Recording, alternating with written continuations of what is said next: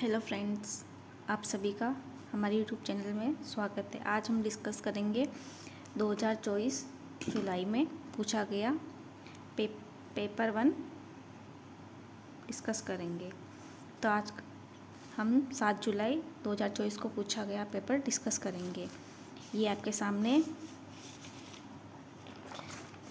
First में हम discuss करेंगे CDP। तो हमारा फर्स्ट क्वेश्चन होगा, बच्चों की लंबाई और वजन में वृद्धि किसका उदाहरण है। बच्चों की लंबाई और वजन में वृद्धि किसका उदाहरण है। ठीक है, तो गुणात्मक परिवर्तन, भावनात्मक परिवर्तन, संज्ञानात्मक परिवर्तन या फिर मात्रात्मक।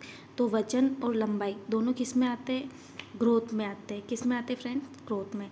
तो ये किसका हो जाएगा, मात्रात्मक परिवर्तन का उदाहरण हो जाएगा, क्योंकि ग्रोथ के अंदर लंबाई और वजन दोनों होता है, और विकास के अंदर ग्रोथ और डेवलपमेंट दोनों होते हैं। बच्चों की वजन और लंबाई की वृद्धि के साथ साथ उनका विकास भी होता है। तो लंबाई और वजन में वृद्धि किसका उदाहरण होगा, मात्रात्मक परिवर्तन का। ठीक है, तो इसका आंसर हो जाएगा 4th, मात्रात्मक परिवर्तन। सेकंड, जीन पियाजे। सेकंड क्वेश्चन है, जीन पियाजे के अनुसार निम्नलिखित में कौन सी क्षमताएं पूर्व संक्रियात्मक अवस्था की विशेषता है। यानी कि जीन पियाजे की प्री ऑपरेशनल स्टेज की कौन सी विशेषताएं है यहाँ पे। तो प्री ऑपरेशनल स्टेज की विशेषता कौन सी होगी, संरक्षण और अमूर्त चिंतन। ये तो होता नहीं है। ये तो कौन सा होता है, कंजर्वेशन एंड एब्स्ट्रैक्ट थिंकिंग। ये किसमें होता है, फॉर्मल में होता है, फॉर्मल ऑपरेशनल स्टेज में होता है। और क्या हो जाएगा सेकंड वाला, नकल और प्रतिवर्तीता। ये किस में आ जाएगा, नकल और प्रतिवर्तीता किस में करता है, वो सेंसरी मोटर स्टेज में करता है। ठीक है, और थर्ड वाला है प्रतीकात्मक खेल और जीवावाद, और ये किस में आ जाएगा, प्री ऑपरेशनल में आ जाएगा। तो इसका आंसर क्या हो जाएगा, प्री ऑपरेशनल। और वर्गीकरण और क्रमबद्धता, ये किस में आ जाएगा, कॉन्क्रीट ऑपरेशनल में आ जाएगा। तो इसमें क्या हो जाएगा, इसका आंसर क्या हो जाएगा, थर्ड हो जाएगा। क्वेश्चन नंबर 3, आलोचनात्मक सोच वाले प्रश्न पूछने का प्राथमिक उद्देश्य क्या है। यानी कि क्रिटिकल थिंकिंग क्वेश्चन वाले क्रिटिकल क्वेश्चन पूछने का प्राथमिक उद्देश्य क्या है यार इसमें से। तो अगर कोई टीचर बच्चों से क्रिटिकल थिंकिंग क्वेश्चन वाला क्वेश्चन करेगा तो उनका उद्देश्य क्या होगा। फर्स्ट, छात्रों के ज्ञान और समझ कौशल का आकलन करने के लिए कि बच्चों में कितनी समझ है, कितना ज्ञान है। अगर बच्चे के अंदर समझ होगा तभी तो क्रिटिकल थिंकिंग कर पाएगा ना। तो इसका आंसर ये नहीं होगा। तो सेकंड वाला है उच्च स्तरीय सोच समस्या समाधान कौशल को बढ़ावा देना। और थर्ड है छात्रों को जानकारी याद रखने के लिए प्रोत्साहित करना। या फिर फोर्थ, छात्रों को प्रक्रियात्मक ज्ञान विकसित करने में समझ बनाना। तो इसका आंसर हो जाएगा उच्च स्तरीय सोच और समस्या कौशल को बढ़ावा देना। ठीक है, क्वेश्चन नंबर 4, आनुवांशिकता पूरी तरह से एक व्यक्ति की देश का निर्धारण करती है। आनुवांशिकता किस चीज़ का निर्धारण करती है एक व्यक्ति के अंदर। तो फर्स्ट, सेक्स। Second, gender. क्या जेंडर आनुवांशिकता का निर्धारण करती है, नहीं। थर्ड, शैक्षणिक सफलता कि बच्चा कैसा पढ़ेगा, कैसे बच्चे कितना शिक्षा में सफल हो पाएगा। ये सब बच्चों के अनुसार हेरिडिटी निर्धारण करती है क्या, नहीं। सीखने की शैली, बच्चा किस तरह से सीखेगा, ये भी आनुवांशिकता के ऊपर डिपेंड करता है क्या, नहीं करता है। तो इसका आंसर क्या हो जाएगा, फर्स्ट। और फर्स्ट वाले का ऑप्शन किस में, फर्स्ट के अंदर सेकंड के अंदर फर्स्ट, थर्ड, फोर्थ। ये भी नहीं होगा। थर्ड में आ रहा है सेकंड, थर्ड, फोर्थ। ये भी नहीं होगा। इसका अंदर हो जाएगा फोर्थ वाला। तो इसका राइट आंसर हो जाएगा 4। क्वेश्चन नंबर 5, ऐसे बच्चे जिन्होंने बहुत कम उम्र से गंभीर मानव सामाजिक अभाव का अनुभव किया है। ऐसे बच्चे जिन्होंने बहुत कम उम्र के अंदर सामाजिक अभाव का अनुभव किया है, आमतौर पर उनके विकास में देरी या बाधा उत्पन्न होती है और पुनर्वास के बावजूद विकास के कुछ क्षेत्रों में सुधार अधीनस्थ होने की संभावना है। यह अवधि जिसमें विकास पर्यावरण समर्थन से महत्वपूर्ण रूप से प्रभावित होता है कहलाती है। क्या कहलाती है?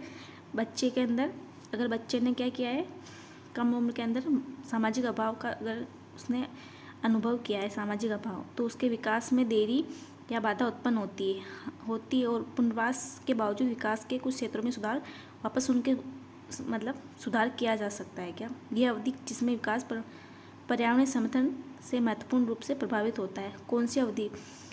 तो क्या सेंसिटिव पीरियड होता है, तब बच्चों का विकास क्या हो जाता है,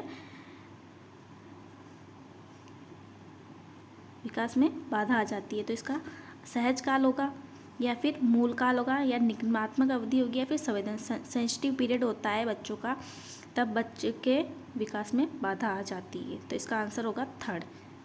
क्वेश्चन नंबर 6। क्वेश्चन नंबर 6 है, निम्नलिखित में से कौन सा निरंतर और व्यापक मूल्यांकन का समर्थन करेगा? व्यापक यानी कंटिन्यू और कॉम्प्रेसिव एवोल्यूशन का समर्थन कौन करेगा? वृद्धि और अधिगम प्रगति पोर्टफोलियो, मानकीकृत उपलब्धि परीक्षण, मानकीकृत वृद्धि परीक्षण, या फिर फोर्थ हो जाएगा सर्वश्रेष्ठ कार्य पोर्टफोलियो। तो इसमें निरंतर और व्यापक मूल्यांकन का समर्थन कौन करेगा? तो वृद्धि और अधिगम प्रगति। तो वृद्धि और अधिगम प्रगति पोर्टफोलियो इसका समर्थन करेगा। मानकीकृत ये सब कुछ भी नहीं करते। ठीक है। Question number 7। क्वेश्चन नंबर 7 है, लेव वाइगोत्स्की के सिद्धांत के अनुसार छात्रों के सीखने के अनुभव को बेहतर बनाने के लिए निम्नलिखित में से कौन सा एक अनुशंसित दृष्टिकोण है? तो लेव वाइगोत्स्की ने कौन कौन से सिद्धांत दिए थे?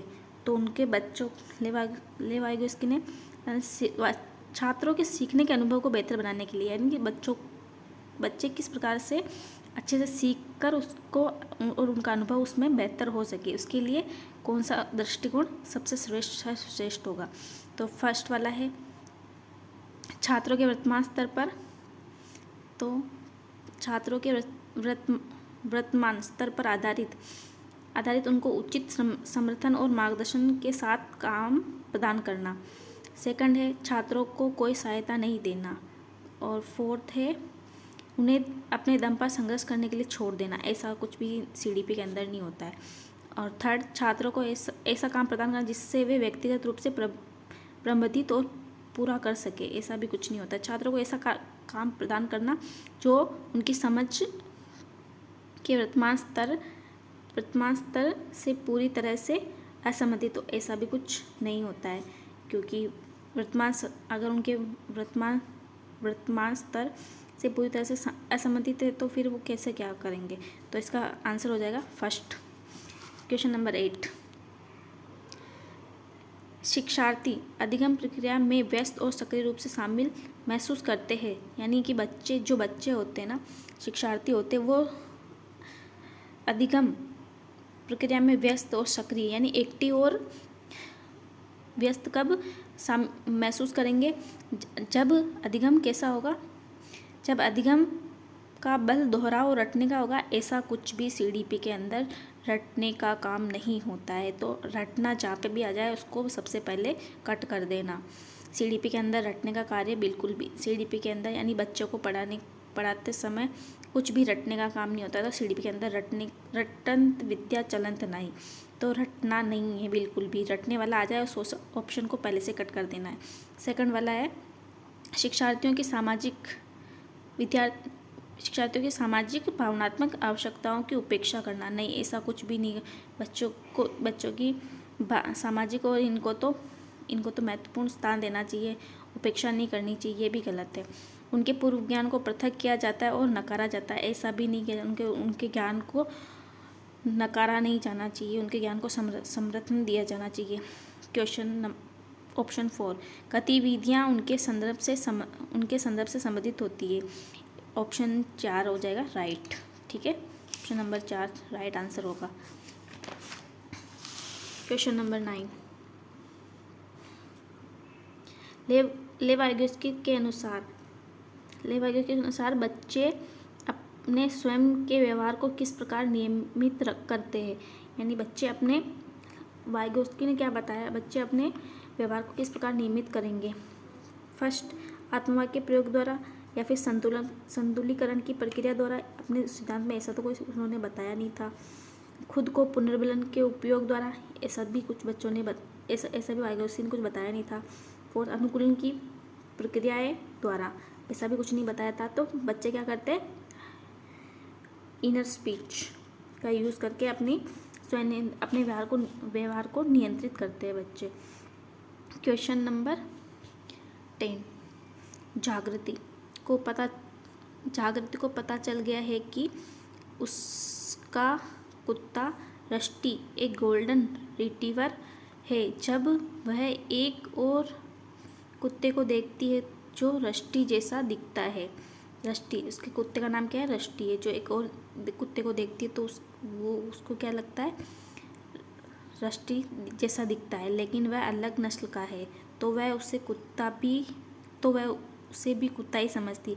जीन पियाजे के संज्ञानात्मक विकास के सिद्धांत के अनुसार ये किस अवधारणा को प्रदर्शित करता है। तो यानी मतलब उस कुत्ते को भी वो दृष्टि के जैसे समझे, लेकिन उसकी नस्ल अलग है, तो इसमें क्या हो जाएगा, समायोजन। इसका क्या वस्तु स्थायित्व, वो तो इसके अंदर आता नहीं है, और ये तो आ जाएगा इसके अंदर नहीं है। केंद्रिता, ये भी नहीं आएगा, संरक्षण भी नहीं आएगा, समायोजन करेगी, क्या करेगी, एसिमिलेशन करेगी। क्वेश्चन नंबर 11, प्रतिभाशाली बच्चों के संदर्भ में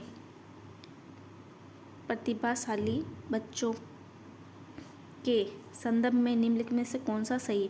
प्रतिभाशाली बच्चों के संदर्भ में है ना, तो प्रतिभाशाली बच्चे निश्चित रूप से शैक्षणिक, सामाजिक और भावनात्मक सभी क्षेत्रों में उत्कृष्टता प्राप्त करते हैं। क्या बच्चे।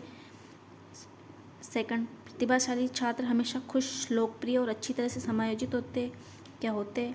प्रतिभाशाली, अब इसके लिए अपन को कौन सा सही है प्रतिभाशाली बच्चों के संदर्भ में, वो देखना है।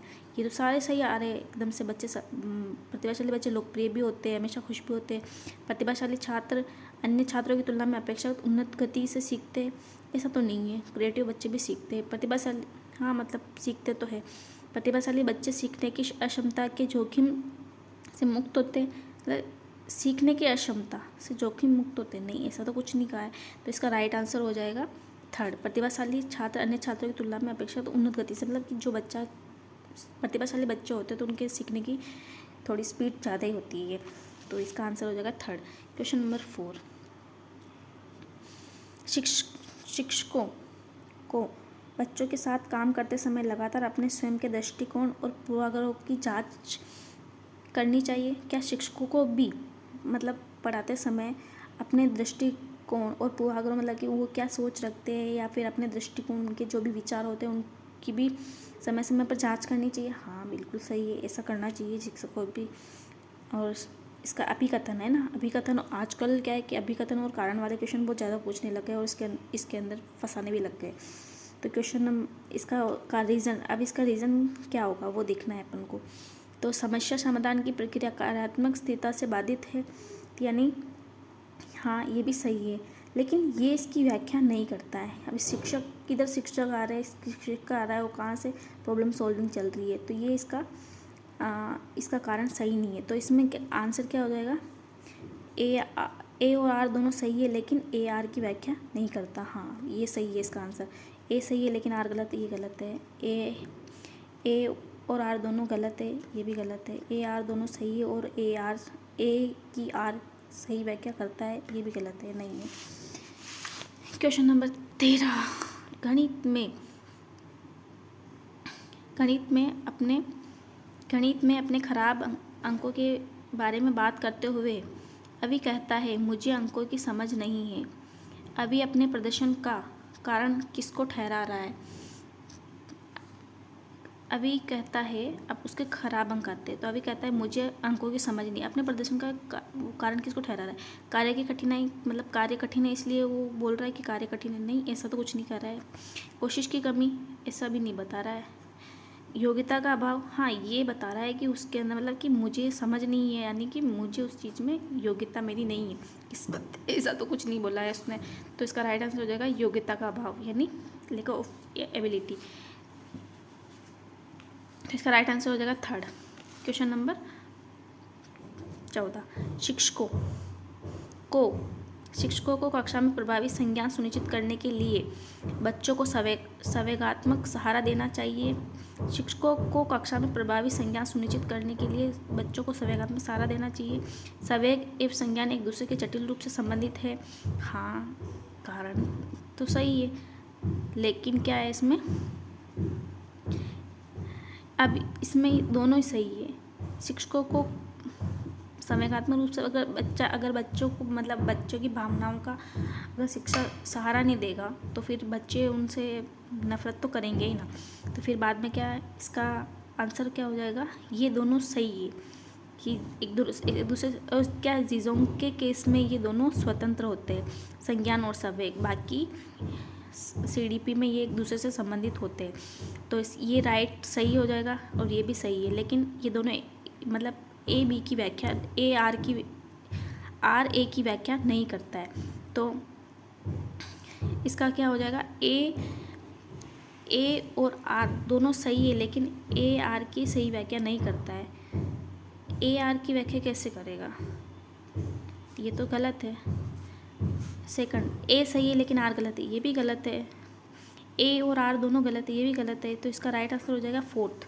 A और R दोनों सही है, लेकिन A R की सही व्याख्या नहीं करता, क्योंकि कारण तो ये है, तो A की R व्याख्या करेगा ना, तो ये इसकी व्याख्या नहीं करता है। तो इसका आंसर हो जाएगा फोर्थ। Question number 15। निम्नलिखित में से अवधारणा के निरूपण का कौन सा क्रम बच्चों के संज्ञानात्मक क्षमताओं के उत्तरोत्तर विकास के अनुसार है।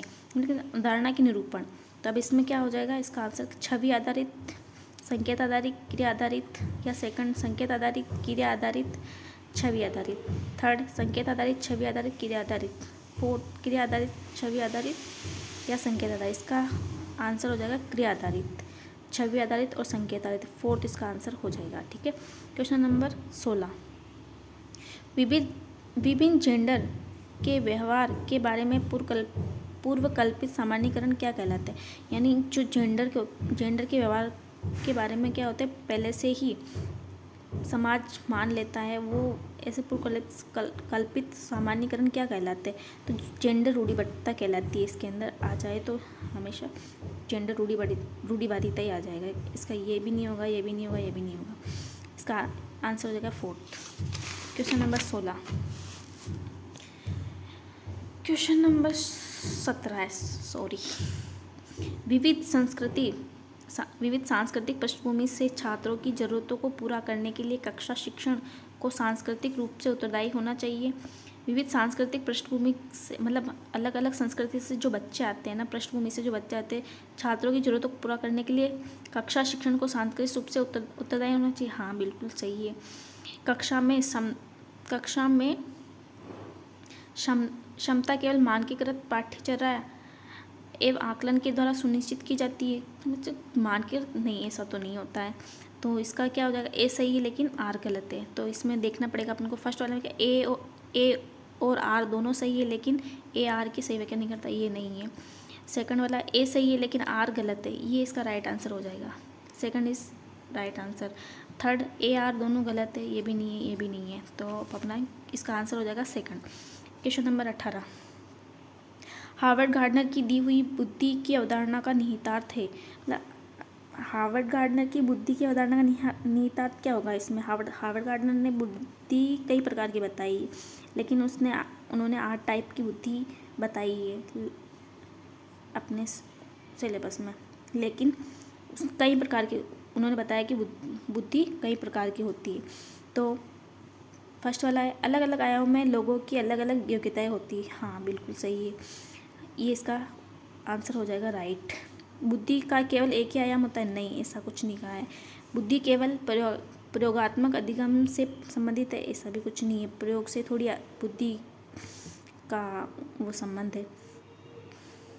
फोर्थ सभी लोग दुनिया को समान रूप से समझते और संसाधित करते हैं, ऐसा तो बिल्कुल भी नहीं होता है।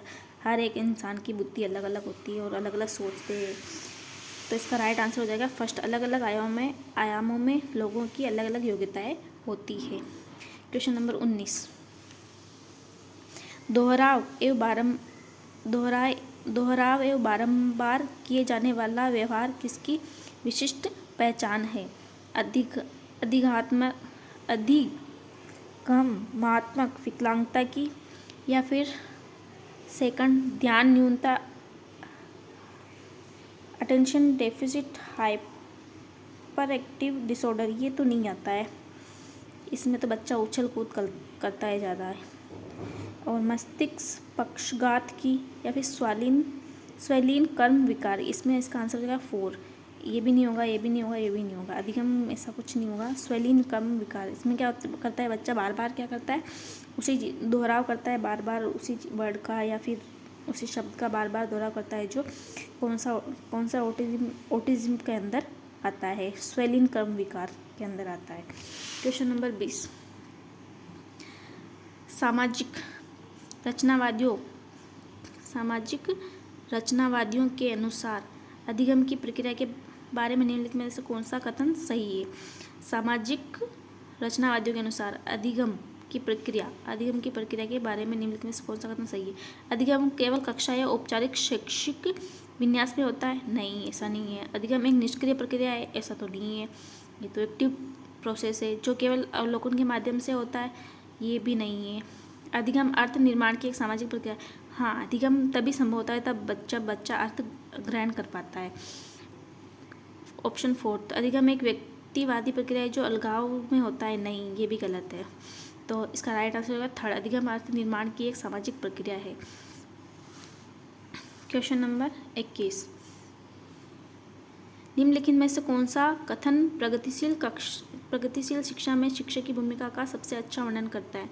निम्नलिखित में से कौन सा प्रोग्रेसिव एजुकेशन शिक्षक की भूमिका का सबसे अच्छा वर्णन, जिसमें प्रोग्रेस हो रही है बच्चे की, जिस शिक्षक की क्या भूमिका, मतलब कौन सी भूमिका का शिक्षक की अच्छा वर्णन करेगा? शिक्षक एक सुविधा प्रदाता के रूप में कार्य करता है। शिक्षक निर्धारित पाठ्यक्रम को ज्यों का त्यों लागू करते नहीं, ये तो इसमें बच्चा प्रोग्रेस कैसे करेगा? अगर बच्चा टीचर को मिल रहा है वह बच्चों को दे देगा तो उसमें बच्चे प्रोग्रेस कैसे करेंगे? 3, शिक्षक बच्चों को स्वतंत्र रूप से कार्य करने के लिए उनके हाल पर छोड़ देता है? ऐसे भी नहीं छोड़ना चाहिए, बच्चे को सीख नहीं पाएंगे ऐसे तो। शिक्षक ज्ञान का प्राथमिक नहीं, ये भी नहीं, शिक्षक ही थोड़ी होता है, टीचर, बुक्स, इन्वायरमेंट सब कुछ होता है। तो इसका आंसर हो जाएगा फर्स्ट, शिक्षक एक सुविधा प्रदाता के रूप में कार्य करते हैं, सुविधा प्रदान करते हैं बच्चों को और बच्चे सीखते हैं। क्वेश्चन नंबर 22, निम्नलिखित में से कौन सा एक अच्छी तरह से तैयार किए गए आलोचनात्मक सोच वाले प्रश्न की विशेषता नहीं है? अब क्या ध्यान रखना है कि जहाँ पर भी नए वाले क्वेश्चन पूछे ना, उसको ध्यान से देखना चाहिए हमेशा, क्योंकि यही क्वेश्चन नंबर कट कर देते हैं। तो इसमें क्या पूछा है, कौन सा एक अच्छी तरह से तैयार किए गए आलोचनात्मक सोच वाले प्रश्न की विशेषता नहीं है, मतलब कि आलोचनात्मक सोच जिसमें बच्चे की क्रिटिकल थिंकिंग लगेगी, वो वाला क्वेश्चन इसमें नहीं है, ठीक है ना। ये मुख्य रूप से तथ्यात्मक जानकारी पर आधारित होते हैं। इसमें सूचना के विश्लेषण और मूल्यांकन की आवश्यकता होती है। यह उच्च स्तरीय सोच और समस्या समाधान कौशल को बढ़ावा देता है। ये तो उसमें हो जाएगा, क्रिटिकल थिंकिंग में आ जाएगा। ये खुला प्रश्न है और कई उत्तरों को प्रस्तुत, ये भी क्रिटिकल थिंकिंग वाले में आ जाएगा। इस सूचना विश्लेषण और मूल्यांकन की ये भी क्रिटिकल थिंकिंग में, इसके अंदर इसका आंसर हो जाएगा फर्स्ट, जो इसके अंदर क्रिटिकल थिंकिंग की विशेषता नहीं है, ठीक है। इसके अंदर नहीं का ध्यान रखना है हमेशा। क्वेश्चन नंबर 23, शिक्षकों को कक्षा में प्रश्न पूछने पर ध्यान देना चाहिए और निर्देश देने के बजाय उन्हें प्रश्न पूछने के लिए मतलब शिक्षकों को कक्षा में प्रश्न पूछने पर ध्यान देना चाहिए क्या? निर्देश देने के बजाय उन्हें प्रश्न पूछने के लिए प्रोत्साहित करना चाहिए। प्रश्न पूछने के लिए प्रोत्साहित करना चाहिए क्या? और फिर कारण क्या बताया? अभिकथन, और ये भी बहुत पूछे जाने लगे, इसमें भी बहुत ध्यान से करने होते हैं। बाल केंद्रित शिक्षा शास्त्र का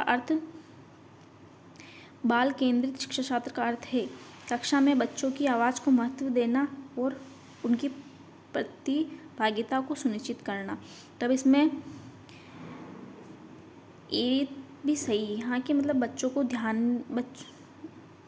बच्चों का ध्यान भी मतलब प्रगतिशील शिक्षकों को कक्षा में प्रश्न पूछने पर ध्यान देना चाहिए और निर्देश देने की बजाय उन्हें प्रश्न पूछने के लिए प्रश्न हाँ पूछना चाहिए, क्वेश्चन भी पूछने चाहिए ना शिक्षक को, तभी तो पता चलेगा ना कि बच्चे कितना सीख पा रहे हैं।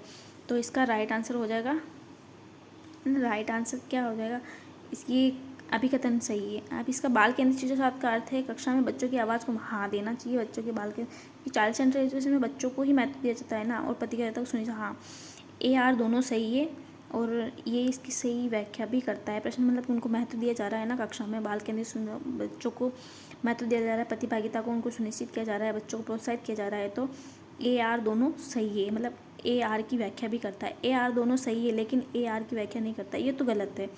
और सेकंड A सही है लेकिन R गलत है, ये भी गलत है। AR दोनों गलत है, गलत तो नहीं है दोनों सही। अब इसका राइट आंसर क्या हो जाएगा, फोर्थ AR दोनों सही है और A की R सही व्याख्या करता है, ये इसका राइट आंसर हो जाएगा। क्वेश्चन नंबर नेक्स्ट चॉइस, समावेशी inclusive classroom education. Inclusive education क्या होती है, समावेशी कक्षा में सभी बच्चों की कक्षा की गतिविधियों तक पहुंच। अब समावेशी कक्षा में अब क्या होता है, सभी बच्चों की कक्षा की गतिविधियों तक पहुंच और वे कक्षा की प्रक्रिया में शामिल है। विशेष बच्चों को जरूरतमंद और आश्रित रूप से देखा जाता है, नहीं ऐसा तो नहीं है, बच्चों को विशेष रूप से जरूरतमंद आश्रित नहीं देखा जाता है। सभी बच्चे समान पाठ्यचर्या का पालन करते हैं और सभी शिक्षार्थियों के लिए समान शिक्षण, नहीं ऐसा तो नहीं होता है। अलग अलग सब बच्चों को ज़रूरत के अनुसार शिक्षा शास्त्र अपनाया जाना चाहिए और उनकी ज़रूरत के अनुसार उनको मटेरियल देना चाहिए। फोर्थ, विशेष बच्चे हमेशा अपने पाठ्यक्रम पर काम करते हैं, ऐसा तो नहीं है। सभी बच्चों की कक्षा की गतिविधियों तक पहुंच और वे कक्षा की क्रिया में शामिल है, ये इसका राइट आंसर इसका फर्स्ट हो जाएगा। 25, आमतौर पर सीखने की क्षमता कठिनाइयाँ वाले बच्चों में, यानी जो क्या हो जाएगा, लर्निंग डिफ़िकल्टीज जिन बच्चों में होती है, अपनी भावनाओं को नियंत्रित करने में समस्या होती है, नहीं। सीखने में असमर्थता करने वाले भावनाओं को नियंत्रित, एक जैसे दिखने वाले अक्षरों और वर्ण को लेकर भ्रम होता है। मानक बुद्धि परीक्षणों के माध्यम से निंदानित बहुत कम बुद्धि वाली लब्धि, ऐसा तो नहीं है। नज़र कमज़ोर होने के कारण पढ़ने में परेशानी, ऐसा भी नहीं है। अपनी भावनाओं को, ऐसा भी नहीं। इसका राइट आंसर होगा सेकंड। क्वेश्चन नंबर 26, जबकि कुछ अब ये क्या वापस से अभिकथन और कारण वाला क्वेश्चन आ गया, तो इसमें अपन को ध्यान से पढ़ना है, ठीक है।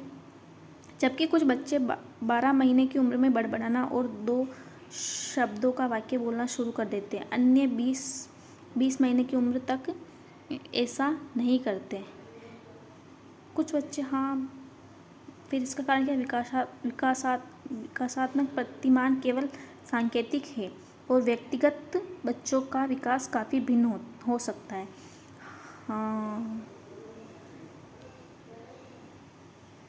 हाँ ये इसका कारण अभिकथन भी सही है और कारण भी सही है। AR दोनों सही है लेकिन AR की व्याख्या नहीं करता, ये भी गलत है। A सही है लेकिन R गलत है, ये भी गलत है। AR दोनों गलत है, ये भी गलत है। इसका राइट आंसर होगा AR दोनों सही है और A की R सही व्याख्या करता है, सही है। क्वेश्चन नंबर 27, कक्षा 5वीं के बच्चों को तैरने और डूबने की अवधारणाओं को पढ़ाने के लिए संरचनावाद में दृढ़ विश्वास रखने वाले शिक्षकों द्वारा कौन सा शैक्षणिक दृष्टिकोण अपनाया जाएगा। यानी कक्षा 5वीं वाले बच्चों को डूबने और तैरने की अवधारणा समझानी है, तो पढ़ाने के लिए संरचनावाद में दृढ़ विश्वास, मतलब जो शिक्षक क्या करेगा, क्रिटिकल कंस्ट्रक्टिव मतलब संरचनावाद में विश्वास रखेगा, तो वो कौन सा शैक्षणिक दृष्टिकोण अपनाएगा। वीडियो दिखाना, यानी जो रचनावाद है वो तो वीडियो तो नहीं दिखाएगा। पावर पॉइंट प्रस्तुत करना, नहीं। व्याख्यान विधि करना नहीं। निर्देशित खोज यानी बच्चा डिस्कवर करके सीखेगा, वो वाली शैक्षणिक विधि दृष्टिकोण अपनाएगा। ठीक है, इसका राइट आंसर हो जाएगा थर्ड। क्वेश्चन नंबर 28, हिंज की दुविधा को पेश किए जाने पर अरुणिमा तर्क देती है, कानून इन परिस्थितियों के लिए स्थापित नहीं किया गया था। इस स्थिति में दावा लेना वास्तव में सही नहीं है, लेकिन यह उचित है। यानी हिंज की दुविधा दी गई यहाँ पे। हिंज की दुविधा के बारे में अरुणिमा तर्क देती, कानून इन परिस्थितियों में, मतलब हिंज की क्या दुविधा होती है, उसमें हिंज अपनी ये उसमें होता है, एक डिलीमा में होता है जिसमें उसको चोरी नहीं करनी होती है, और तो इसमें अभी ये अरुणिमा तर्क देती है, कानून इन परिस्थितियों के लिए स्थापित नहीं किया गया। इस स्थिति में दावा लेना वास्तव में सही नहीं है, लेकिन ये उचित है। अब इसमें क्या हिंज की दुविधा पूछ के क्या बोल दिया है, हिंज की दुविधा पूछ के क्या क्वेश्चन किसका पूछ लिया है, लॉरेंस कोलबर्ग। आपको लॉरेंस कोलबर्ग के सिद्धांत के अनुसार अरुणिमा नैतिक के किस अवस्था है, कौन सी अवस्था में है। तो फर्स्ट वाला है, नैतिकता का विरोधाभास व्यक्तिगत अधिकार व लोकतांत्रिक दंड की ओर अनुकीकरण और आज्ञाकारिता, स्वीकृत कानून, यांत्रिक उद्देश्य विनिमय, या फिर सामाजिक सरोकार और विवेक। अब इसका राइट आंसर हो जाएगा फर्स्ट, नैतिकता का विरोधाभास व्यक्तिगत अधिकार एवं लोकतांत्रिकता। ठीक है, इसका राइट आंसर हो जाएगा 1। ठीक है, अब क्वेश्चन नंबर है 29, विकास के संदर्भ में निम्नलिखित में से कौन सा कथन सही है। विकास कैसा होता है, विकास चक्रीय तरीके से होता है, रैखिक नहीं होता है, विकास विशिष्ट से सामान्य की ओर बढ़ता है, विकास के विभिन्न पहलू एक दूसरे से स्वतंत्र होते हैं। ऐसा तो जीजोंग के केस में होता है। विकास एक असतत, ऐसा तो नहीं है। विकास विशिष्ट सामान्य के, विकास चक्रीय होता है। क्या होता है, विकास हमेशा चक्रीय होता है, रैखिक नहीं होता है, पैरेलल मतलब कि सिमिलर नहीं चलता है हमेशा। विकास क्या होता है, चक्रीय होता है। विकास जैसे कि विकास में क्या होता है,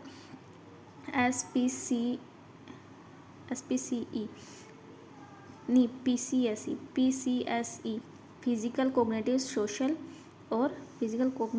और इमोशनल। तो वो क्या होता है, इंटीग्रेटेड रूप में होता है और वो चक्रीय रूप में चलता है, एक समान नहीं चलता है विकास हमेशा। तो इसका राइट आंसर क्या हो जाएगा, विकास चक्रीय तरीके से होता है और रैखिक नहीं होता है। ठीक है, इसका राइट आंसर हो जाएगा 1। क्वेश्चन नंबर 30, निम्नलिखित में से कौन सी सार्थक सीखने के लिए एक प्रभावी स्मृति तकनीक नहीं। अब वापस से नहीं वाला क्वेश्चन है। अब नहीं वाले क्वेश्चन को ध्यान से पढ़ना होता है। निम्नलिखित में से कौन सी सार्थक सीखने के लिए एक प्रभावी स्मृति तकनीक नहीं है। स्मृति सहायक विधियाँ मतलब नहीं है, तो स्मृति मतलब कि अपन को मेमोरी मतलब उस चीज़ को याद रखना है, तो उसके लिए अच्छी तकनीक नहीं होगी। तो ऐसे तो अपन चीज़ को अच्छे से स्मृति सहायक विधियों से तो अपन अच्छे से याद रखते हैं। विस्तृत दोहराव मतलब कि और संकल्पना कॉन्सेप्ट मैपिंग, इसके अंदर तो अपन और अच्छे से याद रख सकते हैं चीज़ों को। रटना और दोहराव, रट कर किसी चीज़ को अपन याद नहीं कर सकते हैं।